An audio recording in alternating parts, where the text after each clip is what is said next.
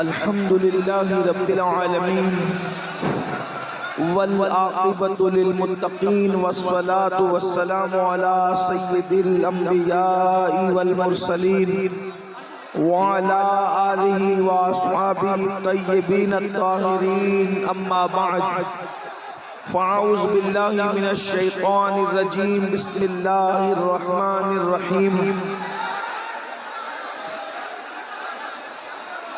قل لا اسألکم علیہ اجرا الا المودۃ فی القربى۔ اے ایمان مدد انتظار کرم تستمن عینی را، اے خدا جو خدا بینو خدا دا مدد بگردہ بے بلا افتادہ کشتی ضعیفانو شکستہ رات پشتی بحق کے خواجہ عثمان ہارون مدد کن مدد کن مدد کن یا معین الدین چشتی۔ انتہائی احترام و عقیدت کے ساتھ اپنے اور پارہائے صحف غنچہائے قدس، پارہائے صحف غنچہائے قدس، اہل بیت نبوت پہ لاکھوں سلام، آب تطہیر سے جس میں پودے جمے، آب تطہیر سے جس میں پودے جمے، اس ریاض نجابت پہ لاکھوں سلام۔ خون خیر الرسل سے ہے جن کا خمیر، خون خیر الرسل سے ہے جن کا خمیر، ان کی بے لوث طینت پہ لاکھوں سلام۔ سیدہ ظاہرہ طیبہ طاہرہ، سیدہ ظاہرہ طیبہ طاہرہ، جان احمد کی راحت پہ لاکھوں سلام۔ جس کا آنچل نہ دیکھا مہو مہر نے، جس کا آنچل نہ دیکھا مہو مہر نے، اس ردائے نزاہت پہ لاکھوں سلام۔ وہ حسن مجتبیٰ سید الاسقیاء راکب دوش عزت پہ لاکھوں سلام۔ وہ شہید بلا شاہ گلگوں قبا، وہ شہید بلا شاہ گلگوں قبا، بے کسو دشت غربت پہ لاکھوں سلام۔ آج کی یہ محفل حضرت سید ابرار میاں صاحب علیہ رحمہ کے سالانہ فاتحہ و عرس کے موقع پر ذکر اہل بیت کے حوالے سے منعقد کی گئی ہے۔ ان کے شہزادہ صاحب نے آج کی یہ محفل کا انعقاد کیا ہے۔ اللہ تبارک و تعالی میری اور آپ سب کی حاضری کو شرف قبولیت عطا فرمائے۔ آپ حضرات کی محبت کی ہم بہت قدر کرتے ہیں اور آپ سب کی محبت کی ہمیں بہت اہمیت بھی ہے، لیکن اگر آپ سب اسی طرح کا شور کرتے رہے تو آسانی کے ساتھ گفتگو نہیں ہو سکے گی، اور گفتگو جو ہے تھوڑے سے سکون کے ماحول ہی میں ہو سکتی ہے۔ یقیناً آپ کی محبتوں کا ہمیں اندازہ ہے۔ اگر آپ حضرات گفتگو سننا چاہتے ہیں تو ایک مرتبہ سب مل کر بلند آواز سے درود شریف پڑھیں تو کوئی گفتگو کی جائے۔ اللہم صلی علی سیدنا و مولانا محمد معدن الجود والکرم وآلہ واصحابہ وبارک وسلم، صلاۃ و سلام علیکہ یا رسول اللہ صلی اللہ تعالی علیہ وسلم۔ ایک بار اور درود شریف پڑھ لیں۔ اللہم صلی علی سیدنا و مولانا محمد معدن الجود والکرم وآلہ واصحابہ وبارک وسلم، صلاۃ و سلام علیکہ یا رسول اللہ صلی اللہ تعالی علیہ وسلم۔ یاد رکھیے اللہ تبارک و تعالی نے ہمیں حکم دیا ہے کہ رسول اللہ صلی اللہ علیہ وآلہ وسلم کی اہل بیت سے محبت کی جائے اور ان کی اہل بیت سے پیار کیا جائے، یہاں تک کہ اللہ کے رسول صلی اللہ علیہ وآلہ وسلم نے اہل بیت کی محبت کو اپنی ذات سے محبت قرار دیا ہے، اور یہاں تک فرمایا کہ جب تک میری اہل بیت کی محبت تمہارے دلوں کے اندر پیدا نہ ہو جائے، اس وقت تک کہ میری محبت تمہارے دلوں کے اندر قرار نہیں پکڑ سکتی۔ آپ دیکھیں صحابہ کرام سے لے کر آج تک ہر بزرگ نے اہل بیت سے سچی محبت کی، سچا پیار کیا، سچی الفت کی، اور پھر اہل البیت میں ساری ہستیاں ایک سے بڑھ کر ایک ہے۔ مولا کائنات کی شان جدا، سیدہ کائنات فاطمہ الزہرا کی شان جدا، سیدنا امام حسن کی شان جدا، سیدنا امام حسین کی شان جدا، لیکن امام علی مقام، امام عرش مقام، امام حسین رضی اللہ تعالیٰ عنہ نے کربلا میں جو کارنامہ انجام دیا ہے، اور میدان کربلا کے اندر آپ نے جو اللہ کا دین بچایا، دین کا پورا سسٹم بچایا، اور دین کو جو تحفظ عطا فرمایا، وہ آپ ہی کا حصہ تھا۔ حضرت سید ادیب لائل پوری کہتے ہیں آل نبی کا کام تھا، آل نبی ہی کر گئے، آل نبی کا کام تھا، آل نبی ہی کر گئے، کوئی نہ لکھ سکا ادیب ایسی کتاب ریت پر، کوئی نہ لکھ سکا ادیب ایسی کتاب ریت پر۔ یاد رکھنا جب تک ہماری قوم میں صحیح طور پر کربلا بیان کیا جاتا رہے گا، انشاءاللہ ہماری قوم کے جوان کبھی بزدل نہیں ہو سکتے، ہماری قوم کے جوان کبھی پاپی نہیں ہو سکتے، ہماری قوم کے جوان کبھی مجرم نہیں ہو سکتے۔ امام علی مقام مدینہ منورہ چھوڑ کر، مکہ مکرمہ چھوڑ کر، اپنا گھر بار چھوڑ کر جو کربلا کے میدان میں آتے ہیں، صرف اس لیے آتے ہیں علی اصغر قربان کریں، علی اکبر قربان کریں، امام قاسم قربان کریں، اونو محمد قربان کریں، غازی عباس علمدار قربان کریں، سب قربان کر کے آخری میں اپنی جان بھی قربان کر کے ہمیں پیغام دیتے ہیں، لوگوں اللہ کا دین اتنا قیمتی ہے کہ اللہ کے دین کے لیے اگر جان بھی قربان کرنا پڑے تو یہ امام حسین کی سنت ہے۔ امام علی مقام ہمارے قائد ہیں، امام علی مقام ہمارے رہنما ہیں۔ کربلا سے انقلاب کا پیغام ملتا ہے، کربلا سے جہد و مسلسل کی ایک کڑی گویا کہ ہمارے دل کو مہمیز دیتی ہے۔ کربلا کے میدان سے ہمیں مسلسل حرکت کا جذبہ صادق نصیب ہوتا ہے۔ اللہ اکبر! آپ دیکھیں اسی لیے پوری دنیا کے اندر جتنے بھی انقلابی ہیں، جنہوں نے بھی کسی کے خلاف انقلاب کی تحریک لے کر کے اگر کوئی اٹھ کے کھڑا ہوا ہے تو اس کا کہیں نہ کہیں سے تعلق کربلا سے ضرور نظر آئے گا، امام حسین سے ضرور نظر آئے گا۔ آپ دیکھیں اللہ اکبر! کربلا کس طریقے سے خون کو گرماتا ہے، کربلا کس طریقے سے خون کے اندر جوش اور جذبہ پیدا کرتا ہے۔ اللہ اکبر! اگر مامون کے خلاف سیدنا امام احمد ابن حنبل اٹھ کر کے کھڑے ہوتے ہیں تو احمد ابن حنبل کا تعلق بھی قلبی طور پر امام حسین سے جڑا ہوا نظر آتا ہے۔ اللہ اکبر!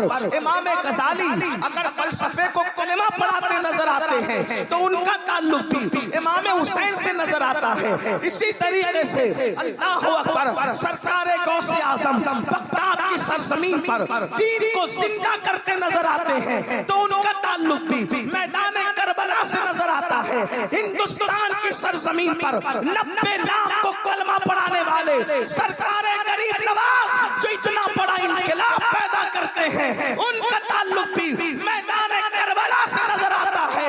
حضرت مجدد الفسانی احمد سرہندی اکبر کے فتنے کو اگر دھول چٹاتے نظر آتے ہیں تو ان کا تعلق بھی میدان کربلا سے نظر آتا ہے۔ اور 14ویں صدی میں سارے باطل فرقوں کے خلاف جو کھڑا ہوتا ہے اس امام احمد رضا کا تعلق بھی کربلا سے نظر آتا ہے۔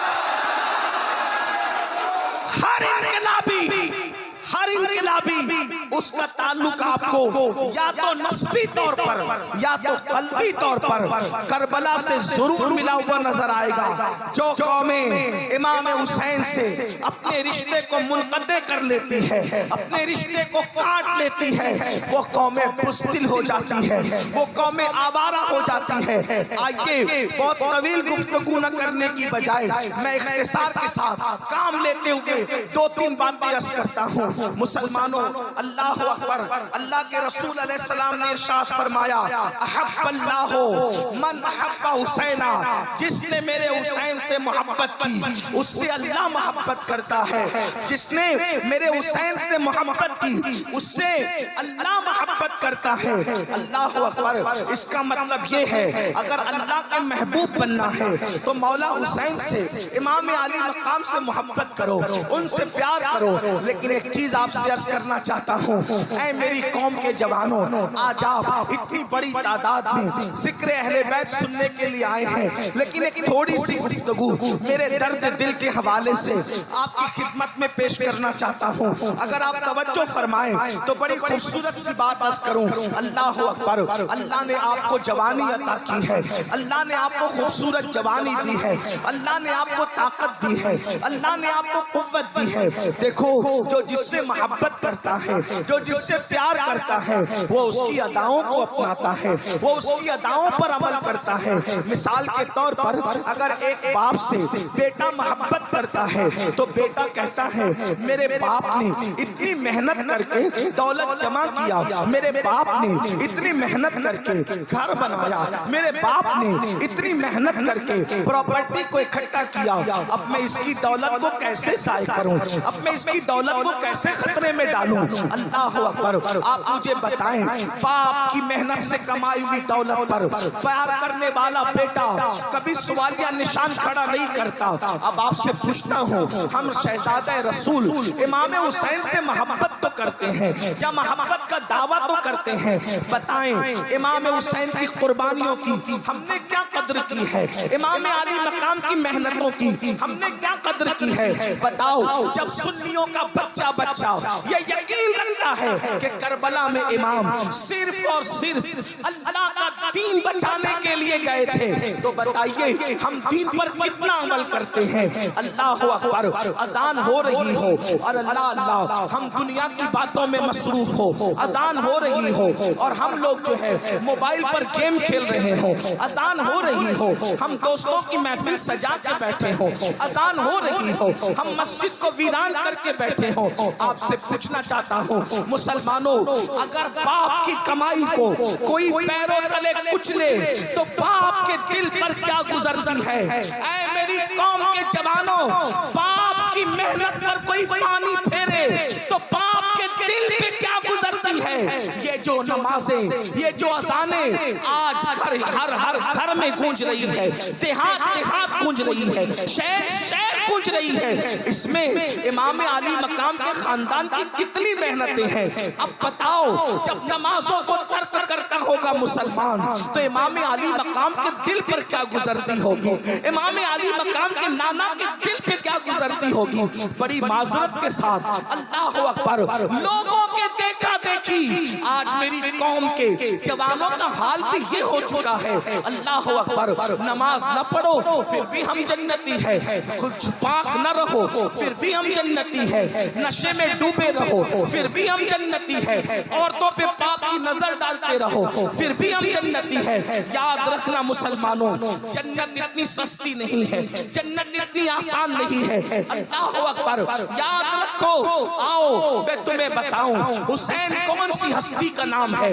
لوگ پوری زندگی نمازوں میں گزار دیں پھر بھی جنتی ہے یا نہیں اس کی کوئی گارنٹی نہیں، مگر سنو اللہ اکبر، میرے امام کی شان یہ ہے، امام حسین کی اور ان کے بھائی کی شان یہ ہے کہ پیدا ہوتے ہی میرے آقا نے ان کو جنتی جوانوں کا سردار بنا دیا اور فرمایا الحسن والحسین سیدہ شباب اہل الجنہ، حسن اور حسین جنتی جوانوں کے سردار ہیں۔ صرف جنتی نہیں، اگر کوئی جنتی ہو تو بھی بڑی بات ہے، لیکن زہرا کے لال علی کے بیٹے صرف جنتی نہیں بلکہ جنتی جوانوں کے سردار، یہ مقام بچپنے میں رسول اللہ نے عطا فرمایا. ذرا غور سے سننا.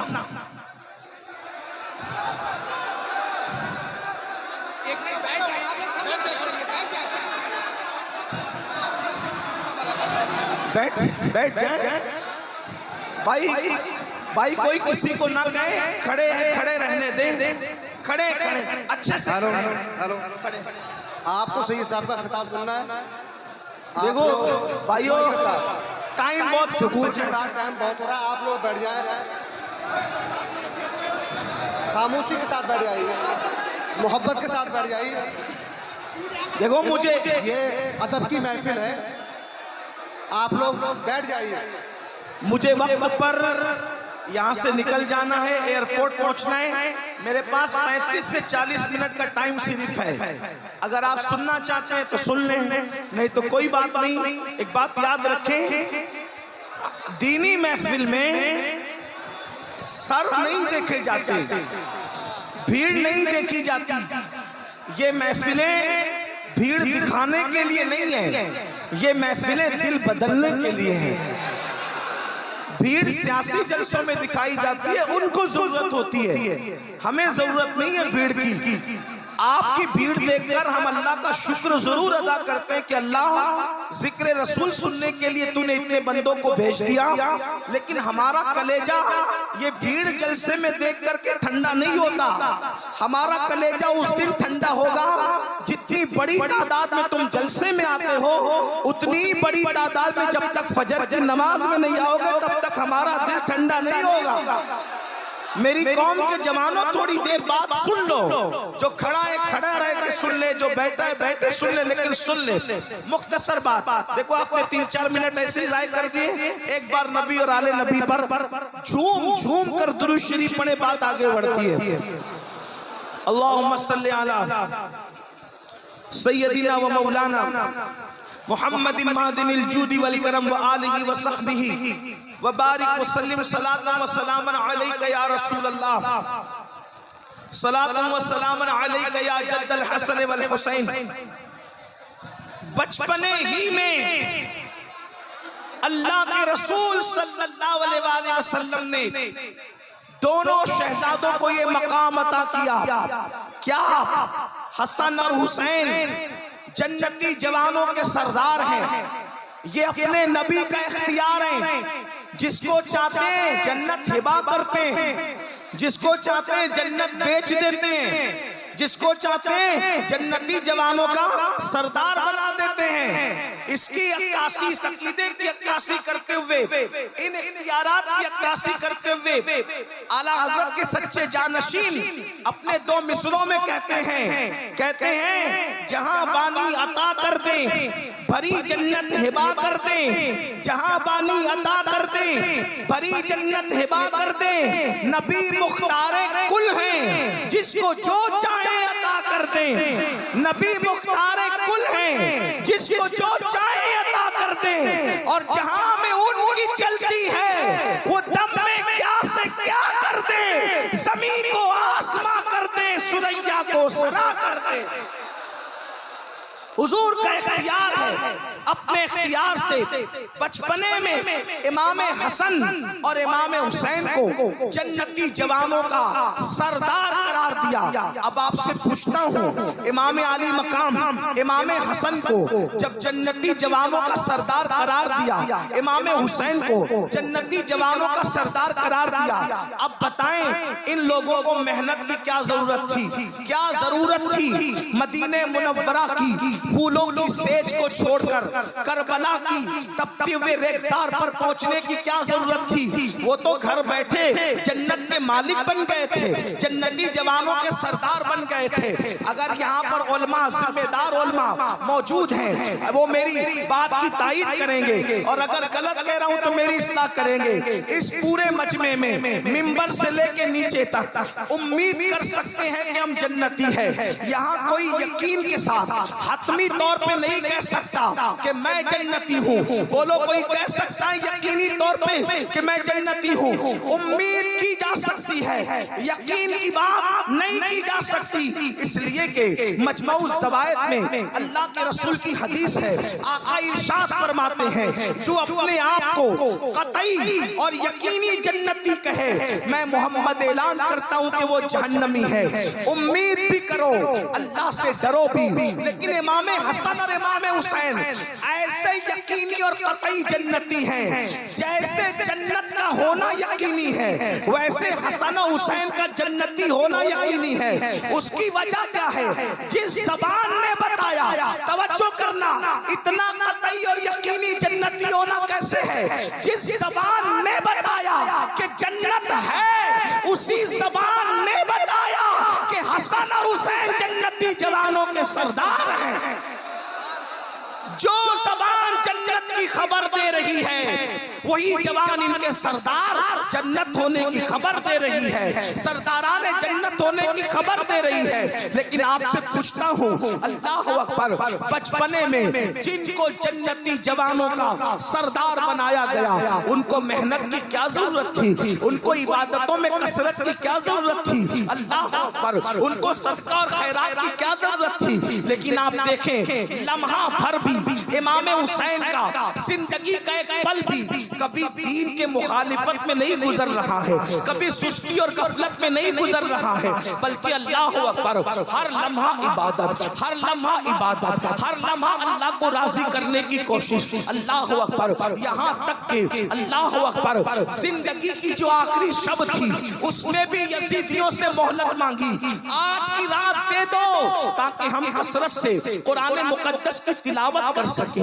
ہم اللہ کی بارگاہ میں سجود نیاز لٹا سکیں۔ میرے آقا علیہ السلام کے پیارے دیوانوں، ہمیں امام حسین کے نام پر کپڑوں کے کلر تو نظر آتے ہیں، ہمیں امام حسین کے نام پر وہ سچا عشق کرنے کا انداز کیوں نظر نہیں آتا؟ آج بڑی معذرت کے ساتھ آج ہماری جنت کا کوئی ٹھکانہ نہیں، آج ہماری جنت کی کوئی اللہ اکبر گارنٹی نہیں ہے، کسی کے پاس جنت کی گارنٹی نہیں، اس کے باوجود بھی آج ہم بے فکر ہے۔ کہتے مولانا قیامت میں جو ہوگا دیکھا جائے گا، کہتے مولانا قبر میں جو ہوگا دیکھا جائے گا۔ میرے بھائیو آؤ، اللہ اکبر، جن کے رتبے ہیں سوا ان کو سوا مشکل ہے۔ حضرت سیدنا امام حسن بصری رضی اللہ تعالیٰ عنہ روایت فرماتے ہیں، امام حسن بصری فرماتے ہیں میں حج کو گیا، امام حسن بصری کہہ رہے ہیں میں حج کو گیا، جب میں حج کے لیے گیا تو میں نے کیا دیکھا؟